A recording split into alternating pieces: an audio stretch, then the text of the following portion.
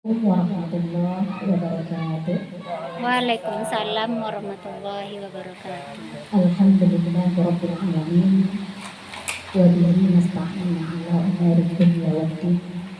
Wassalatu wassalamu ala asyrafil anbiya'i wal mursalin wa ala alihi wa sahbihi ajma'in, amma ba'du. Pertama dan yang utama sekali, mari kita bersyukur kehadirat Allah Subhanahu wa taala, yang mana atas limpahan rahmat dan karunia-Nya pada sore hari ini, alhamdulillah kita masih diberi kesehatan dan kesempatan sehingga dapat bersama-sama hadir di rumah salah saudara kita untuk melaksanakan kegiatan bulanan kita, yaitu perwujudan ibu-ibu perumahan pria rumah kita.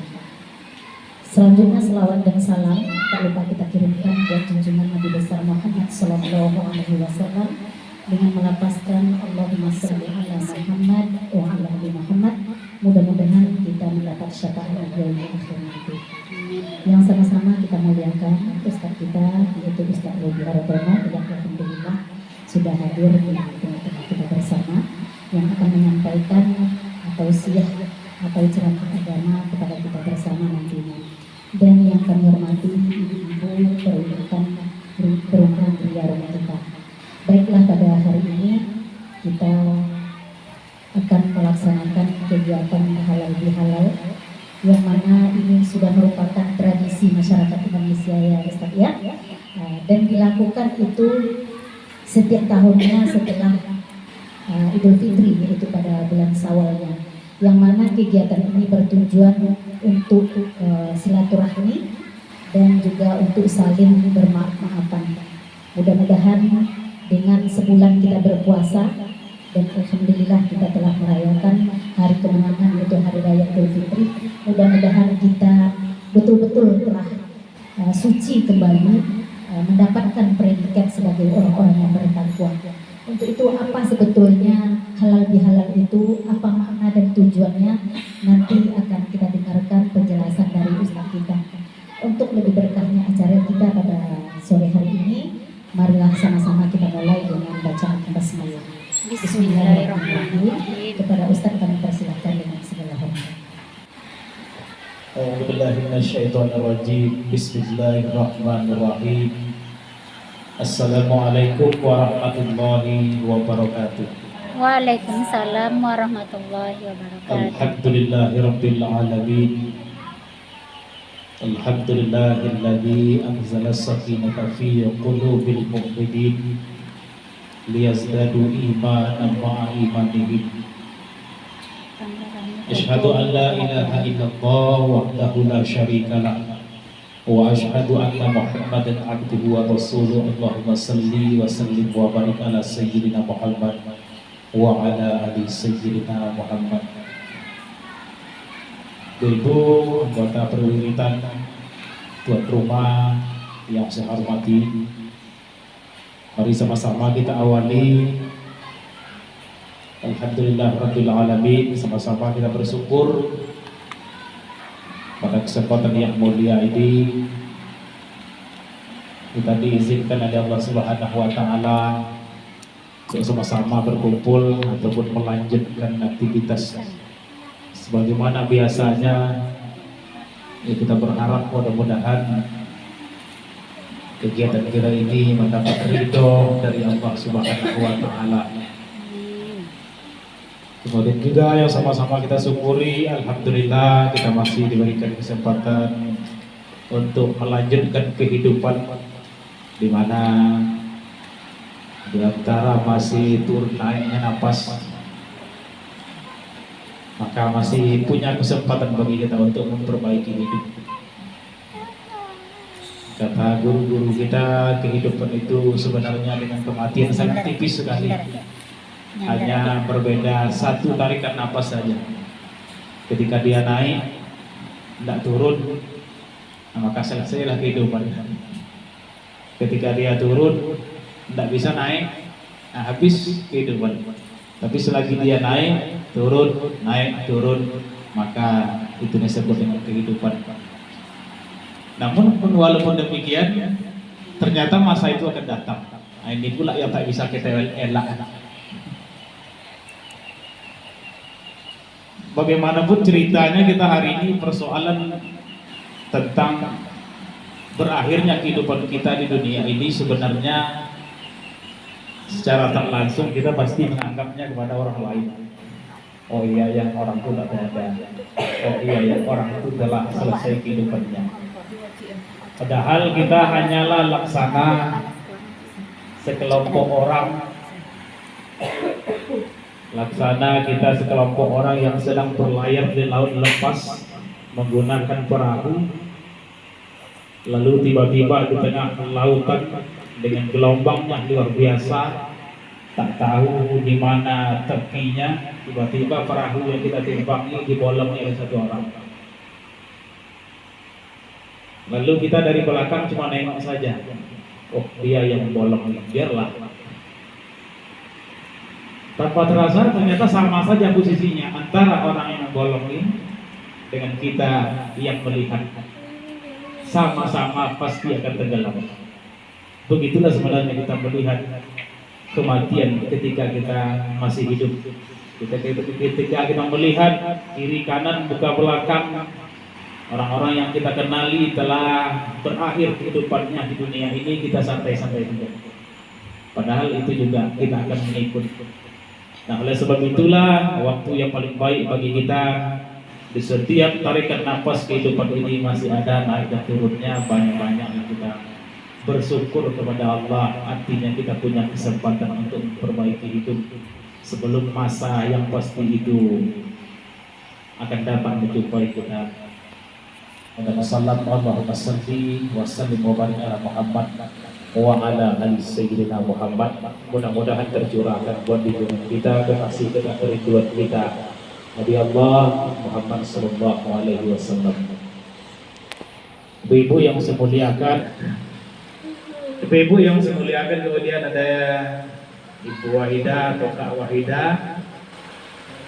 Nah, juga beliau ini juga menjadi saksi ketika perjalanan, terutama kalau kegiatan dakwah ini.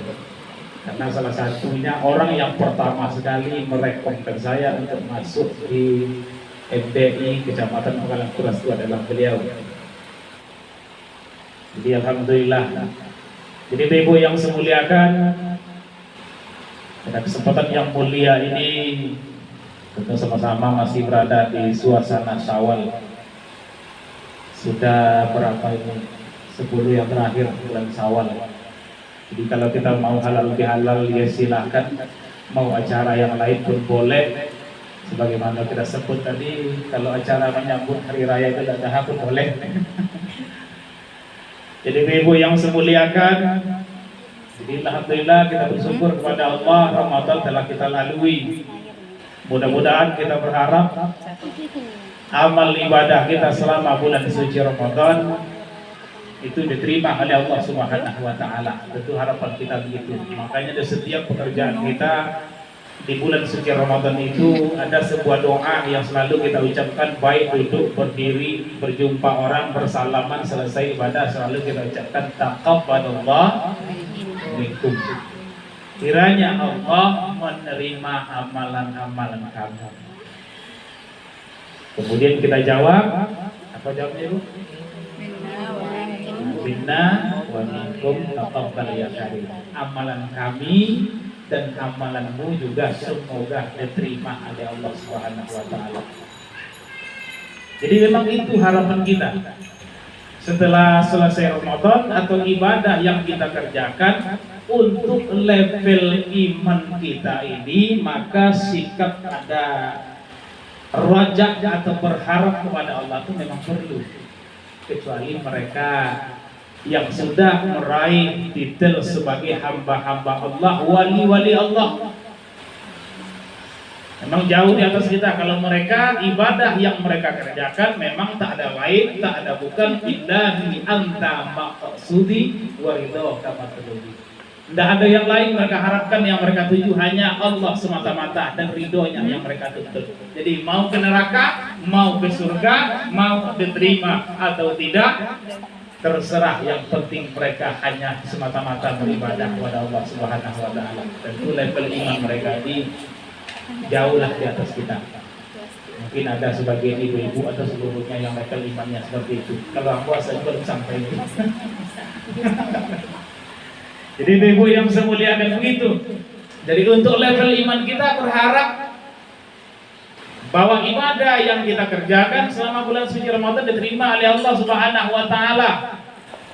Maka dalam kaitannya halal bihalal yang selalu sama-sama kita dengarkan nasihat para guru-guru kita, petua para orang-orang tua kita, mereka mengatakan mesti di dalam kehidupan ini kita mampu menjaga hubungan baik itu hablum minallah wa hablum minan nas. Duribat alaihim zillah aina ma tuqifu illa bihablin minallah wa hablin minan nas. Maka kata Allah dalam Al-Quran, kita akan diliputi kehinaan buruk yang terjadi kepada kita di mana saja kita berada, apapun aktivitas yang kita kerjakan, kecuali orang-orang yang di dalam menjalani kehidupan mereka itu senantiasa berusaha menjaga hubungan baik kepada Allah, hablum minallah wa hablum minan nas. Dan orang yang mampu menjaga hubungan baik kepada sesama manusia, kepada Allah memang jelas mesti dijaga hubungan baik itu. Tidak usah kita tinggi-tinggi, kaji rendah-rendah sajalah. Orang rezeki, hidup, umur, semua Allah yang beri. Jadi mustahil pula lah kalau seandainya kita tak mau menjaga hubungan baik dengan Sang Pemberi. Allah yang jadikan kehidupan ini, rezeki yang kita minta, sehat yang ada dalam tubuh kita ini tak terbayarkan.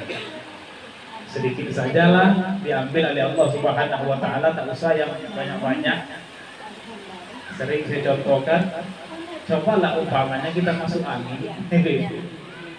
Masuk angin, sakit perut.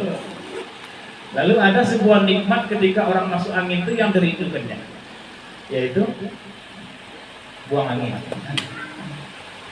Tapi tak terjadi buang angin itu, tertahan dia. Satu hari, 2 hari, kalau ternyata ibu-ibu yang saya muliakan hanya sekedar buang angin saja, ditahan oleh Allah Subhanahu wa taala sehari, 2 hari, kalau apalagi sampai seminggu, maka berapapun duit yang kita punya di rumah, berapapun tabungan kita di bank, kalau kata dokternya kita mesti bayar 30 juta, 40 juta untuk memperbaiki usus atau lambung kita yang terganggu itu, supaya bisa buang angin kembali, pasti ditukar itu. Ya Bu? Ditukar ya? Karena penyakit sudah sampai ke badan, baru aja sekedar buang angin. Apalagi tak ada jaminan kesehatan. Operasi luar biasa mahal, 10 juta, 20 juta hanya untuk mendapatkan yang buang angin saja. Jadi begitu luar biasanya nikmat Allah dalam diri kita ini. Hanya sekedar itu saja kita akan menukar berapapun tabungan kita, berapapun duit yang kita miliki di rumah. Maka tak ada lain kata bukan berterima kasihlah kepada Allah, bersyukur kepada Allah itu adalah dalam rangka menjaga hubungan baik kita kepada Allah Subhanahu wa taala. Alhamdulillah. Masuk amalan-amalan ibadah yang kita kerjakan selama di bulan suci Ramadan. Jadi kita berharap semoga amalan-amalan kita itu kiranya betul-betul mampu menunjukkan bahwa itu upaya kita menjaga hubungan baik kita kepada Allah. Kita berharap salah satunya modal kita, semoga Allah berikan kepada kita kesehatan.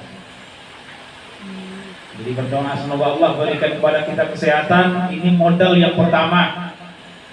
Memang betul orang-orang tua-tua kita, guru-guru kita mengatakan nikmat yang paling besar nikmat iman dan Islam, ya di atas itu. Tapi ada satu lagi nikmat yang besar, kesehatan. Kalau seandainya sehat terganggu, maka semua pekerjaan cita-cita dunia kita, bahkan cita-cita akhirat kita pun gagal kalau kesehatan terganggu. Betapa banyak orang punya cita-cita besar, ingin meraih ini, ingin meraih itu, bahkan sudah levelnya dunia, tapi ketika dia dihinggapi penyakit, hanya bisa bergerak di dalam kamarnya, maka hilanglah segala harapan dan cita-citanya. Bahkan untuk level-level iman kita ini, ibu-ibu yang saya muliakan, baru hanya sekedar masuk angin. Jadi masih itu ceritanya, masuk angin gembung kita, itu sudah terganggu ibadah sholat kita, tak semangat lagi.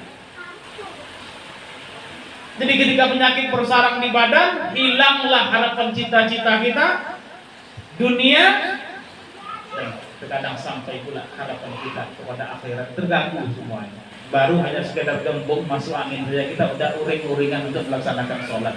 Jadi mintalah kesehatan kepada Allah dengan sebaik-baiknya. Minta harta iya, minta kedudukan iya, tapi mintalah yang pertama, mintalah kesehatan kepada Allah Subhanahu wa taala. Jadi semoga apa yang kita kerjakan hablum minallah, kita terjaga dengan sebaik-baiknya. Ibu-ibu, para jemaah yang semuliakan, kemudian ada lagi menjaga hubungan baik kepada sesama manusia. Mengapa penting hubungan baik kepada sesama manusia? Karena memang di dalam kita menjalani hidup ini, orang-orang bijak mengatakan kita ini makhluk sosial. Artinya kita selalu akan berhadapan, akan berhubungan dengan orang lain. Tak bisa itu. Jadi setiap saat kita akan dihadapkan, akan berhubungan dengan orang lain, maka tak bisa lepas. Bahkan juga saya sampaikan bahwa sesuatu yang melekat pada diri kita, identitas kita juga karena ada orang lain.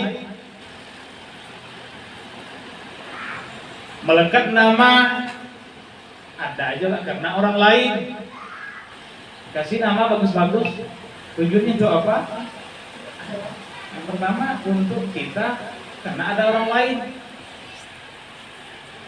Kalau tak ada orang lain, siapa yang manggil nama kita? Ya, mungkin kita Rudi, si Galuh sendiri manggil udah ada.